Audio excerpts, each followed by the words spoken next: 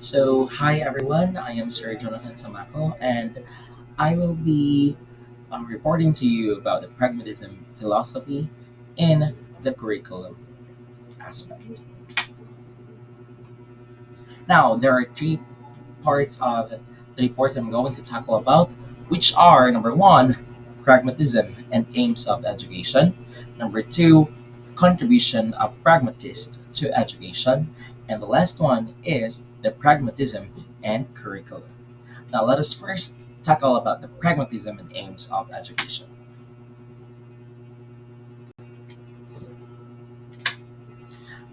Pragmatists believe that life is dynamic, which is subjected to constant change. Now, hence, the aims of education are bound to be dynamic. According to them, education deals with human life, so it must help the children to fulfill their biological and social needs. Basically, no? When we say pragmatism, diba, it entails with the alignment of the idea of John Dewey, which is learning by doing. Now, accordingly, that the theory or the idea of pragmatism is dynamic, which is a never-ending process, and it changes from time to time. It varies on the experience of a certain student and the output of his experience, which is the lesson. And accordingly, that education deals with human life. So it does not just focus alone on the academic aspect, but as well as the output or the value that comes after the experience, which is social needs. No, when you say social needs, these are uh, the values learned from the experiences that the students experience. Next, education should enable a child to create values in his life. In the words of Ross, education must create new values. The main task of educator is to put the educand into a position to develop values for him.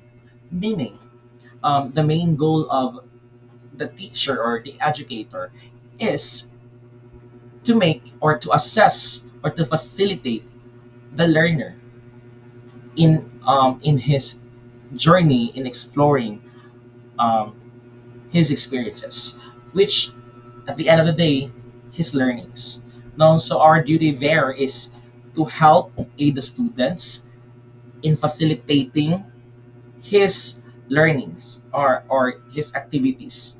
And after that, we assess his learnings through his experience. And that's our duty as pragmatist teacher. Now, the aims of education as formulated by the pragmatist are the following. Number one, to create new rules. Number two, to enable pupils to gather experience through activity. Number three, to help the pupil to adjust with him and the society. And number four, to help the pupil reconstruct his experiences. And last but not the least, to make all-round development of the pupil. Basically, all in all, in general, the aims of education as formulated by the pragmatist is simply entailed with the idea of John Dewey. No, the experiences alone, the output of the experiences, which is the learning and the values. No, to create new values, to enable people to gather experience through activity, meaning learnings are oftenly found after. It's the output of the activities that is the experience itself. And next is to help the people to adjust with him and society, meaning you apply it in real life scenario. No, you do not just it does not just limit on a classroom in the four corners of the classroom, but also outside in real life application. And then help the people reconstruct his experiences. From his experience follows another experiences, a piled up of experiences. is an equivalence of many learnings and the values that lies beyond it. And then to make all-round development of the pupil, meaning the experience of the learners is not just or are not just the experience of the student is not just based on a certain or on a single experience and does not just only focus on one aspect but a whole as a whole no in whole aspect physically, mentally, socially, yun po nakakompile po lahat no as in pragmatist theory, hindi lang po nakabase sa kung ano yung learn niya sa school but also outside and in all aspect. Now, what are the contributions of pragmatism to education?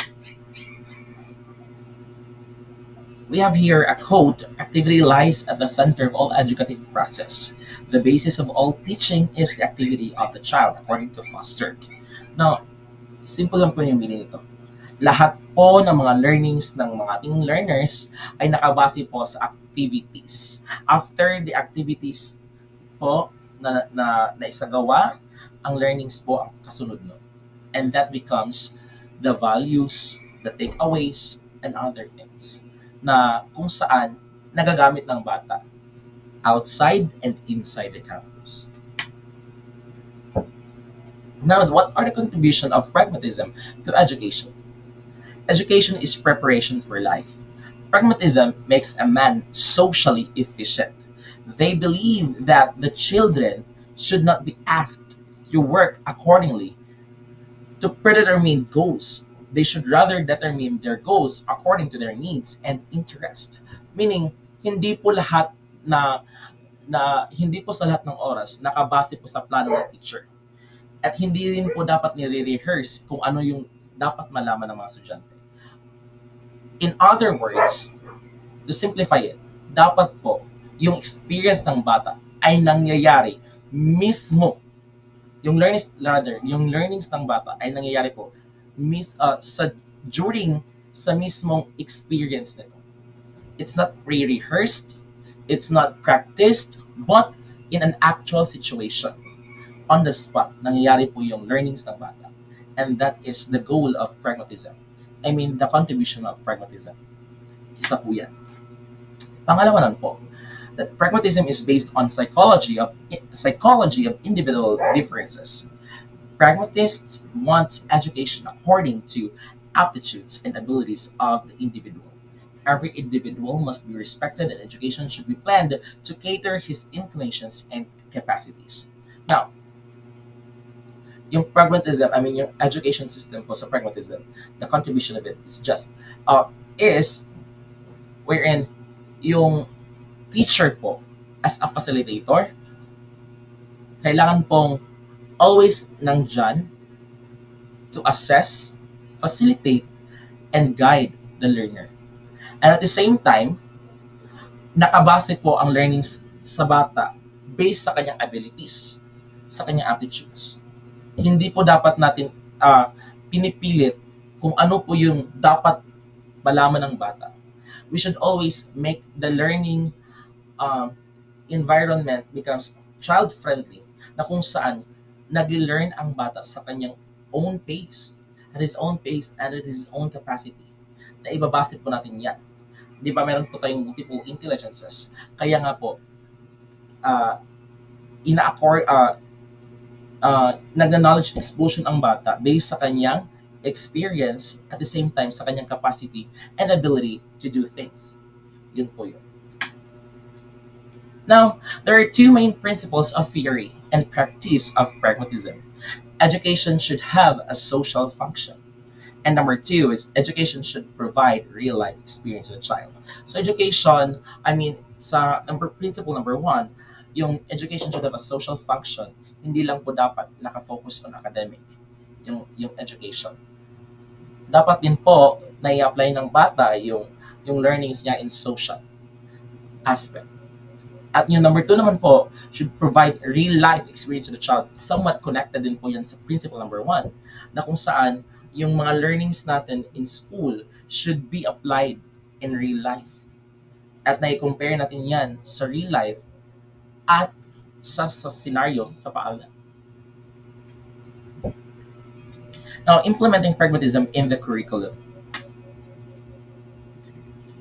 There are four principles of a pragmatic curriculum. We have number one, utility; number two, interest; number three, experience; and number four, integration. When you say utility, ito po yung mga bagay na wherein the learners utilizes all the things needed in learning process, no? Nag-utilize yung bata, yung learners sa learning process niya. Yung ano yung mga dapat gawin, ito pa, ito. Kumbaga, yung bata is still exploring. Nakabase din yan sa number two, interest. So, kung ano yung mga best interest para sa bata, para sa learners. Yan po. And number three, experience. The moment na na-utilize mo at na-identify mo yung interest, of course, the experience comes next, which is the output of the activities. And after that, the integration. Yung integration po, yung base sa naging experience ng bata, what will happen next. The values learned from the experiences is going to be integrated into the values. I mean, sa aspect ng bata, I mean, sa traits ng bata na apply po niya in real life scenario. That's integration. Yung na-learn niya sa school, in-apply niya in real life situation. And that is integration. Yan po yung four principles of pragmatic curriculum. Now, curriculum content should be useful and applicable to students' lives. Learning should capture students' interest, making education engaging and relevant. So, basically, ang learning po, dapat naayon po yan sa kung ano po yung gusto ng bata.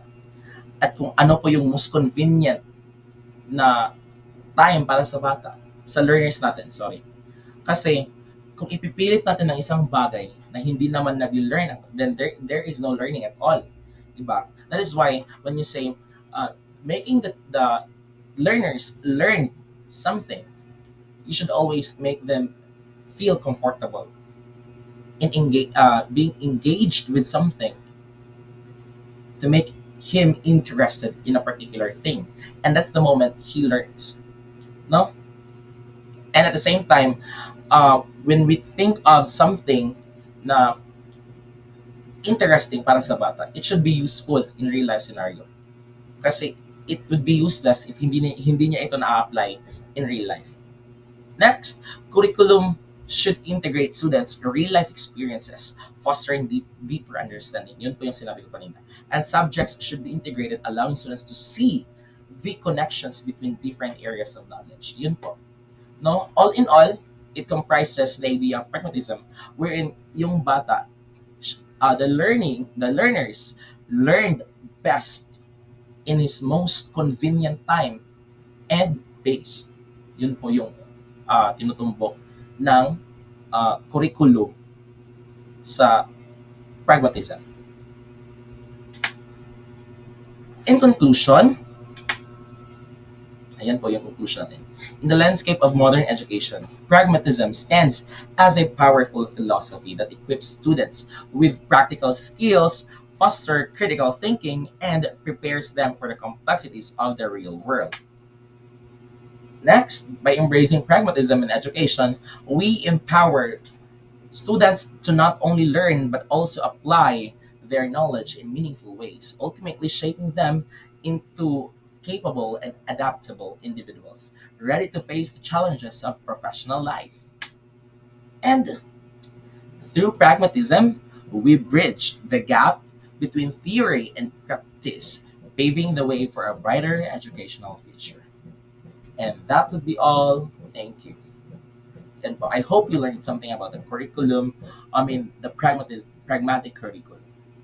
Yan na po, and thank you so much.